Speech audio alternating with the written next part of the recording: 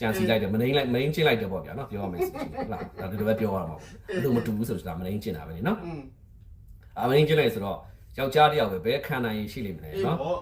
တော်သေးတာပေါ့တနတ်တွေပါယူပြီးတော့နေလားငါလားဆိုပြီးတော့ဟုတ်လားစော်လိုက်ရနေလားငါလားသွားမပြစ်တက်လိုက်တာကံကောင်းတယ်ထုတ်ဒါပေမဲ့လည်းဒီအရာရှိဒီဘူကြီးကသူလည်းဘူကြီးပဲဘူကြီးကဥပဒေနဲ့ရှင်းပါမယ်နော်ဥပဒေနဲ့ရှင်းပါမယ်ဆိုပြီးတော့အထက်ကိုတိုင်ပါလေရောနော်တိုင်တဲ့အခါမှာလုံးဝမတိုင်ဖို့ဆိုပြီးတော့တရင်မှုနာမည်လည်းသိတယ်တရင်မှုကတော့နာမည်လည်းသိတယ်သူတို့နှစ်ယောက်ကနေပြီးတော့ဖိအားပေးပါတယ်မတိုင်နဲ့ပေါ့နော်လုံးဝမတိုင်ပါနဲ့တိုင်လို့ရှိရင်ဘာဖြစ်မယ်ညာဖြစ်မှာပေါ့ဗျာနော်ဒါလည်းမဟုတ်သေးဘူးနော်နောက်ထပ်ဘယ်သူတွေကပါထပ်ပြီးဖြစ်တက်ဆွဲမှုလို့ခေါ်တာပေါ့ကျွန်တော်တို့ဒီ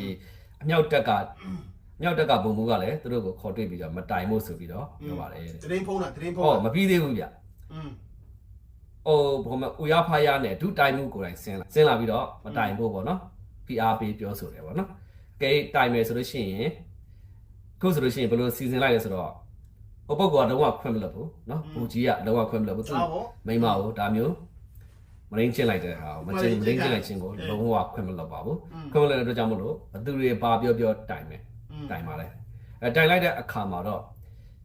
အဲ့ဒီဘူကြီးကဘယ်ဘွားရောက်သွားလဲဆိုတော့ချက်ချင်းလက်ငင်းအရှိတန်းကိုပို့ပြပါလားတေရီနှုံးပို့လိုက်တထဲမှာလုံးဝမထားတော့ဘူးမင်းရှေ့တန်းသွားတော့ဟုတ်ပြီအမှုရင်ဆိုင်နေရတော့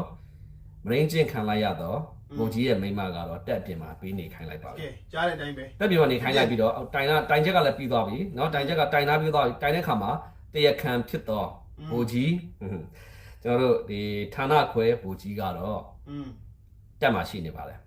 ဖမ်းချုပ်ထားတယ်ဆိုပြီးတရားခံလို့မထားဘဲနဲ့နော်အရာရှိရိတ်တာမှာသူ့မိမနဲ့အေးဆေးဆေးပဲထားပါတယ်တဲ့နော်ဒီတရားခံကိုကျွန်တော်တို့ကဆက်လက်လေ့လာကြည့်တဲ့အခါမှာတရားခံကလည်းနည်းနည်းတော့အကောင်မဟုတ်ပဲနော်တရားခံကနည်းနည်းတော့အကောင်မဟုတ်ဘသူရဲ့သားဖြစ်နေတယ်ဆိုတဲ့ခါကျတော့နော်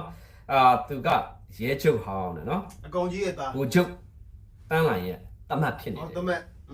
ဟောအဲ့တော့ယာတူကလည်းကြီးတယ်ငွေရလည်းရှိပုံရပါတယ်နော်ကိစ္စဟာ